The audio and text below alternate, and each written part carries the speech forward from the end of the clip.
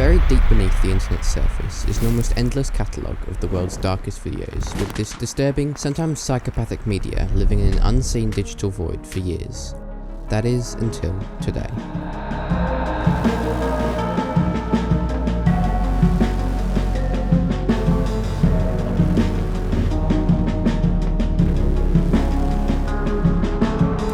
Tim Firth, a once innocent-seeming YouTube channel, has devolved into one of the sickest things I've come across on YouTube.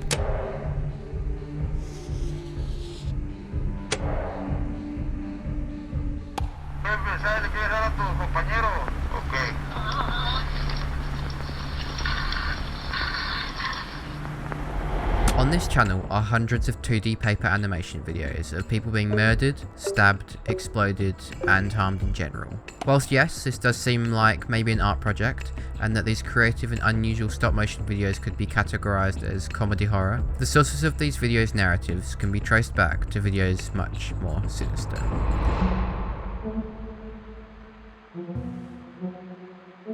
These videos have real-life counterparts of people being murdered in the most gruesome ways possible, and the darker element of all this, the audio from these videos is not a copy or a reenactment. The audio is extracted straight from real gore videos. When you watch these videos, you are actually listening to the screams of real torture victims. Tim has also created a series of movie reviews featuring a creepy talking head. More specifically, a bloodied and damaged clay doll's head, with a text-to-speech track over the top of the video. Said during the riots that ensued after the death of a young woman in custody. At the end of these strange movie reviews, depending on the rating given, a video is played. In some, a clay sculpture is filmed from behind, in a garden, putting its hands up. However, in other videos reviewing not so well received movies, more stop-motion gore can be found, with one of them depicting a man in an electric chair with blood dripping from his neck. Although thankfully, these videos do not show real-life gore, the content on this channel is still terribly disturbing, and the blood-curdling screams found in these videos is still enough to keep someone awake at night.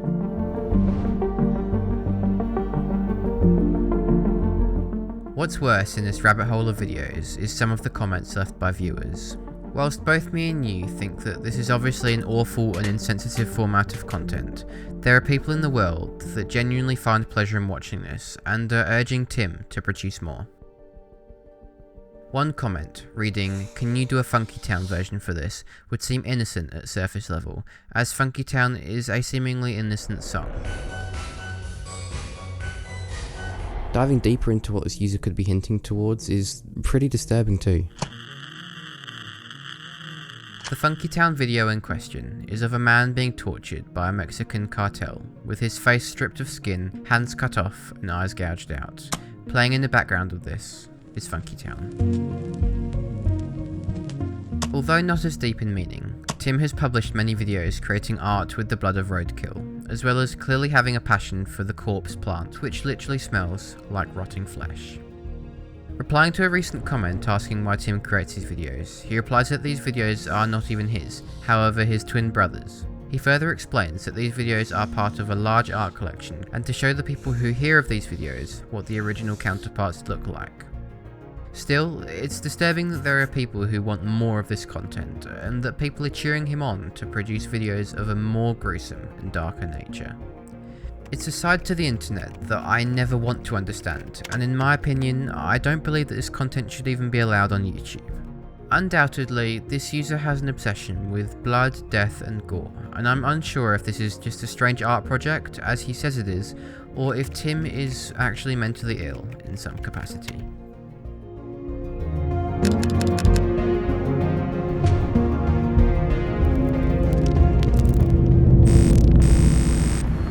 Alright, hello boys and girls out there in YouTube land.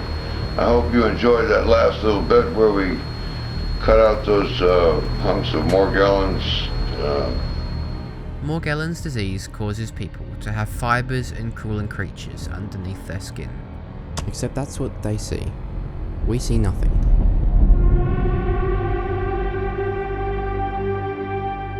Individuals suffering from Morgellons, otherwise known as delusional infestation, are self-diagnosed of this, delusion. The videos on this channel show a man, presumably Jack, having his skin cut open with what appears to be nail clippers. Although there are numerous videos of this, his scarred arms tell us that this has been occurring for a much longer period of time. Over the years, I feel as though I have become slightly desensitized to graphic internet videos. However, the ones found on this channel, cutting open fresh wounds on an arm, left me feeling so deeply uncomfortable. The even stranger thing about these videos is the fact that a woman is performing these so-called surgeries on this man. Among the very small number of documented cases of Morgellons, I couldn't find any cases of shared delusions, which leads me to wonder why this woman, Jack's presumed partner, is directing and even performing these procedures on him. The cause of the so-called disease could have been drug-related, as in the first video of the channel, an individual can be seen under the effect of Datura, a drug which has come up a few times now in my investigations. Other hints point towards crystal meth, which has been proven to cause users of the drug to believe that they have infestations underneath their skin. The final, more confusing piece to this entire channel is that the channel is titled Noah Martin, leading me to believe that the poster of these videos isn't even Jack. In this case, it asks the question, where have these videos come from? An alternative channel of Noah Martin's, titled the same name, commented on a number of these videos stating that Jack had died. However, the authenticity of this channel, and given the fact that these comments were posted 8 years after this video was posted, doesn't seem likely. What is even scarier, for me at least, is how other sufferers of Morgellons are praising the man in the comments, with one commenter stating that they have been dealing with these my whole life, before thanking Jack for posting a tutorial on how to remove the Morgellons infestations.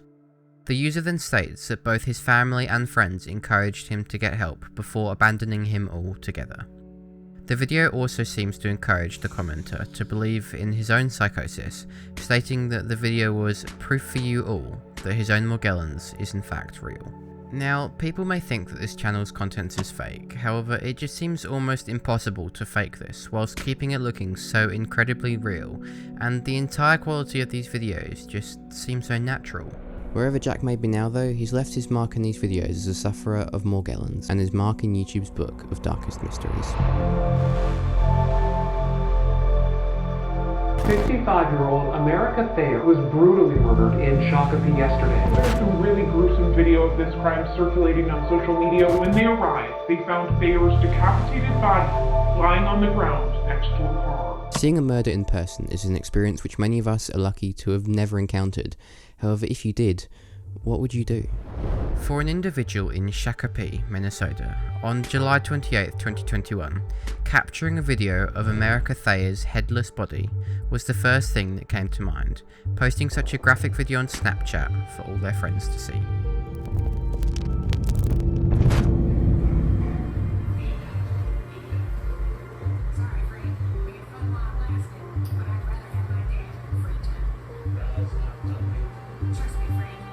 In the video, America Thayer's body is unloaded from what appears to be the passenger side door of a car, straight onto the side of a road. The suspect then picks up Thayer's decapitated head before walking off the screen. Dating for roughly 7 years, America Thayer and Alexis Sabarett's relationship had long been violent, with records of domestic abuse since 2017.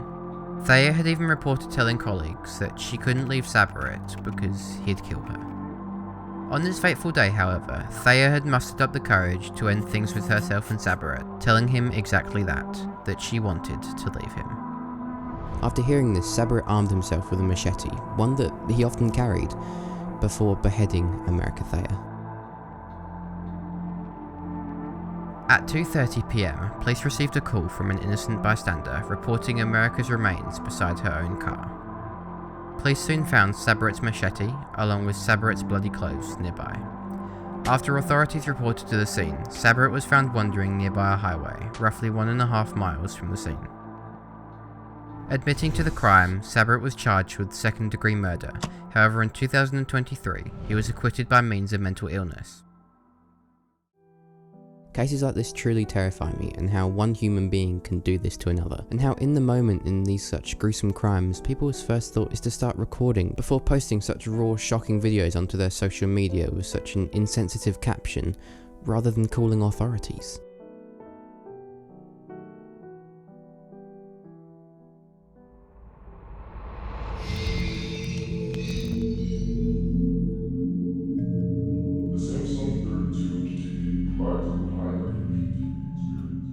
popular video format on YouTube is review videos, with the reviewers covering almost every topic.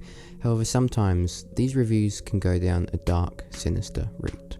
Into computer science, storm chasing and meteorology, Terry Tyler had a bright future ahead of him, and from watching some of his first videos, it seems almost impossible that Terry's life could go downhill. However, as we progress through his catalogue of almost 2,000 videos, his mental decline is heartbreaking to watch. Almost a year after Terry's computer science convention upload, he posts a video in which he or another man reads the Alcoholics Anonymous Big Book, a book published in 1939 aiming to help AA members in recovering from alcoholism. On this same day, Terry posts another 5 videos reading the Big Book, amounting to almost 24 hours of content. We of Alcoholics Anonymous are more than 100 men and women who have recovered from a seemingly hopeless state of mind and body. Now, as I said, I'm not sure whether or not Terry is the one reading these books, but for him to post a day's worth of footage from this book, it seems reasonable to assume that he could have been a recovering alcoholic. 7 months after this video was published, Terry begins a new street lecture series in which he gives advice to his audience. However, through these street lectures, we can already begin to see Terry's decline. In episode 6 of his series, he can be seen with a can in his hands, and considering that Terry was likely a recovering alcoholic is just so incredibly upsetting. A year after this upload, Terry begins a new series titled BoozeTube. I think I'm going to go ahead and give this one a 6.0 alcohol. I mean, it's a good beer. Seeing a man go from polar opposites, reading an AA book, to then literally making review videos about different alcoholic drinks is so tragic, and even more so when you realise that in the end, every single one of Terry's uploads became BoozeTube uploads, with 2 or 3 videos being posted each day. Even Terry acknowledges the harm he's doing to his own body, admitting this in episode 750. Oh, yeah, my kidneys are failing. I'm dying. We got the Anna. Sure now. I suspect that alongside Terry's drinking, he was also consuming methamphetamines at least, as in one of his videos, he can be seen holding up a shard of crystal meth before inhaling it and subsequently drinking a beer. BoozeTube would ultimately come to an end after episode 999, with Terry making comments about hanging himself. And if you're hanging yourself with me, don't forget, you can hang on the cross. In his second to last video, he recites the Greek alphabet, with commenters thanking him for posting this video, as they are able to use these videos as flashcards. The last video which Terry posted contains him walking nude along a road. However, in the last section of the video, Terry says the following. I'm losing my mind, and I'm on drugs too. This was the final time we ever saw Terry. Just over a year later, on August 31st, 2023, Terry passed away at the age of 34, a month before his 35th birthday, leaving behind almost an entire family, including his own daughter. Out of all the topics which I've investigated, this one definitely hits the hardest to me, as it's just so genuinely upsetting to see a once passionate man fall into the trap of drugs and alcoholism, and eventually succumb to them after trying initially so hard to escape that exact thing.